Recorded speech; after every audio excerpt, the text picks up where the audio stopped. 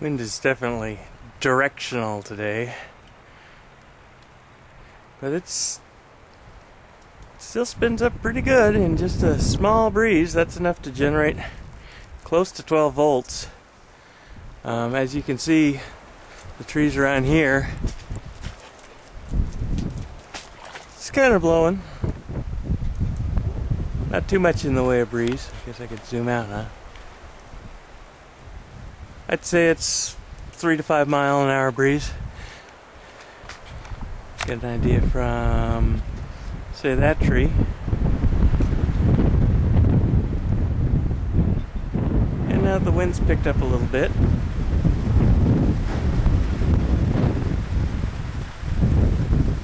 You can definitely hear it from here.